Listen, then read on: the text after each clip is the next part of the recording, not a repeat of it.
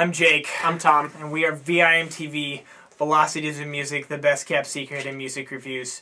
We're going to review Nicki Minaj, her second album, Pink Friday, Roman Reloaded. Well, try not to sound too excited, Jake. Whoa. Whoa now. Calm down, man. If you're a Nicki Minaj fan and you're going to watch this music review, A, why are you watching music reviews?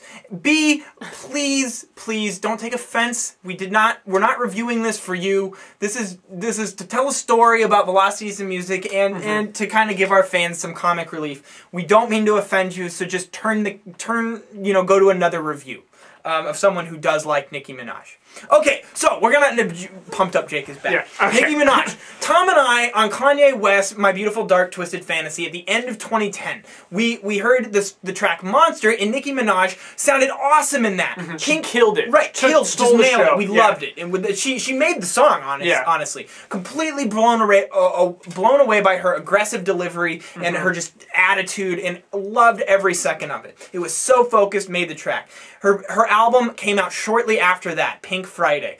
It was a disaster. We were so disappointed. Yeah. It was exactly what we didn't want her to do. She didn't show off her ability. When she did, it was just crap. Her lyrics were just terrible. The concepts that were driving it were terrible. She introduced this alter ego named Roman that's not even cool to do anymore. So many artists, pop stars have introduced, since David Bowie, have introduced alter egos, and it's not cool to do. It's kind of a cliche gimmick now. Well, and especially since she doesn't even stick with it. She can't even keep her story straight throughout the album. So now just a little over a year later, not even a year and a half later. No, not even. She releases Pink Friday, Roman Reloaded, which sounds like Justin Bieber's My World 2.0. I was gonna say the same thing.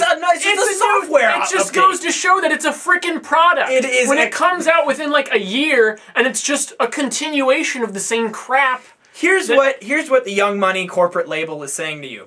We think you're a product, and we're gonna sell you this music and convince you we love it, and we're gonna paint Nicki Minaj, make fun of her butt, and then paint her in all this pretty makeup and stuff, and turn her into the Black Lady Gaga. And I'm sorry, but that's all sales. It's all gimmicks. You're better than that. The last thing you hear on the album is her going, "I am the female Wheezy." Okay, that's what you're gonna leave people with? And Nicki, you're just proving that you're the stupid hoe. Anyways, so let's actually dive into Roman Reloaded and figure out why this is so bad. The first thing that is so bad, obviously, is just there's not very good songwriting here, if at all. The beats are generic, overproduced. There's a lot of electronic melodies. The first, 6 tracks on this album are all centered around just a really aggressive hip-hop style. That kind of shock value, it's over-the-top lyrics, and just... And I have actually a couple of good things to say about that, but I want to describe the rest of the album first. After track 6 or 7, the whole album shifts gears into the club. Yeah, we're going to the club. For tracks 7 through 12 or 13, you are in the club. You're there, man. If you want to leave the club, you're not leaving the club, buddy. No way. You can't live in the club, but she wants to make it seem like you're living in the club because this album is 69 minutes long. It is the longest album ever. It has no justification for being that long. Not at all. When you just make crappy songs over and over again, you can stop after 40 minutes. You don't need to go the extra 40 minutes. That's just ridiculous. And it's not like they're adding new value. No. These songs are carbon copies of themselves, which in and of themselves are carbon copies of every other crappy hip-hop, R&B dance song you hear on your crappy radio station, your local crap pop music radio station. It's corporate music at its worst. So then moving on, to continue the album, right around track 13, 14, for the rest of the album until Stupid Hoe. Which is the closer. Yeah. It's like that kind of sentimental. You got some of it on Pink Friday. Yeah. I forget what the songs are called. I don't really care. But some of those tracks that were more sentimental, like her showing her soft side. I remember one. I just shitted on it. Which comes up here. And she really is. She's doing just that.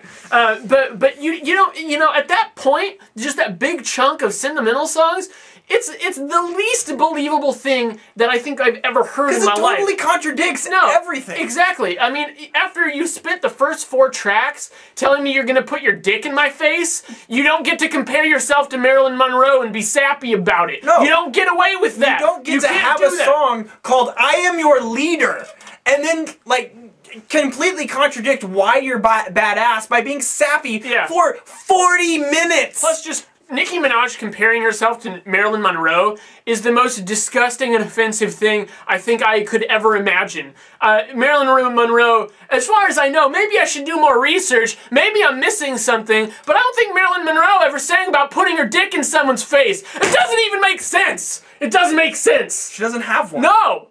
At least... Well, okay, skipping that. Move on. Move on. I want to point out a positive aspect about this album that I did find. Please enlighten. Okay.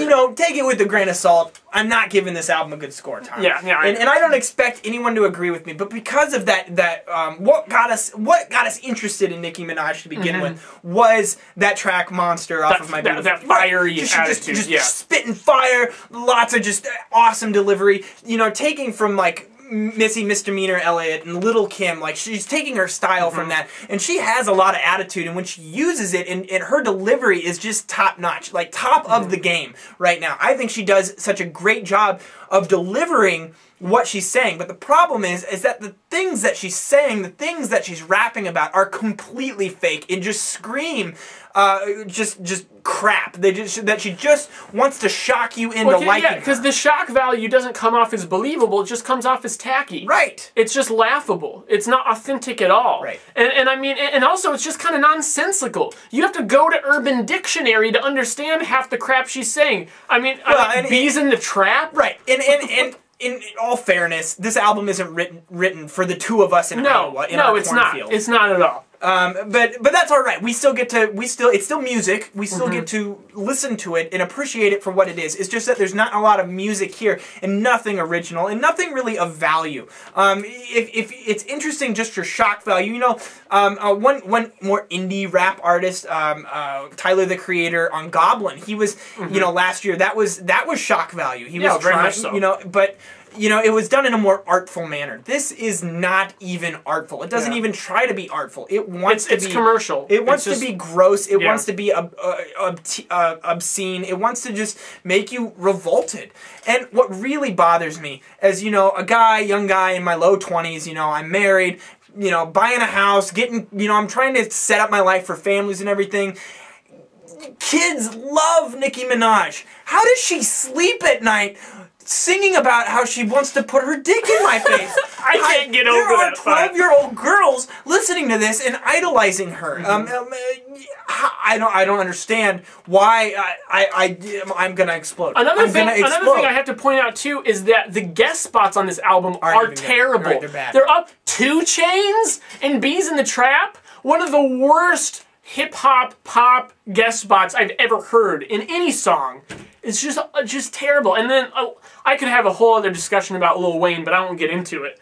I mean, I don't want to get into that either. No, there's no redeeming qualities about any of that. No, and I just constantly am looking at the time left going, oh my god, there's so many tracks. Yeah. Stupid might be one of the worst songs we've ever heard. Yeah. Starships, we should talk about that. Yeah, that one's a little bit redeeming. You know, it's generic, but it shifts a lot, and I actually appreciated that. But so in judging, you know, the different levels of crap here, that was better.